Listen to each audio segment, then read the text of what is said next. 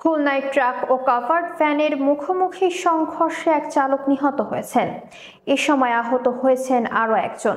রবিবার বিকেলে খুলনা জেলার ফুলতলা উপজেলার দামোদর ইউনিয়নের এম কলেজের সামনে খুলনা যশোর মহাসড়কে এই দুর্ঘটনা ঘটে। নিহত কাভার্ড ভ্যান চালকের নাম অলিও শেখ।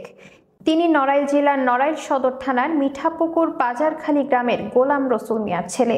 প্রত্যক্ষদর্শী জুয়েল সর্দার ও নাদিম সর্দার বলেন, দুপুর ৩টার দিকে ফুলতলা এম কলেজের সামনে খুলনা থেকে আসা একটি কাভার্ড ভ্যান বিপরীত দিক থেকে আসা একটি ট্রাকের সামনে থাকা একটি পিকআপ ভ্যানকে ওভারটেক করতে গিয়ে গাড়ির সামনে চলে আসে।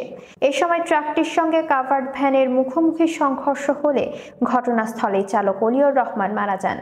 নোয়াপাড়া হাইওয়ে থানার উপপরিদর্শক মোহাম্মদ জাহাঙ্গীর মোল্লা জানান, নিহত চালকের মরদেহ উদ্ধার করে থানায় আনা হয়েছে। দুর্ঘটনা কবলিত ট্রাক ও কাভার্ড ভ্যানটি মহাসড়কের পাশে রয়েছে, তবে ট্রাক চালক ও হেলপার পালিয়ে গেছেন। এ ব্যাপারে পরবর্তী আইনি কার্যক্রম প্রক্রিয়াধীন রয়েছে বলে জানান পুলিশের ওই কর্মকর্তা।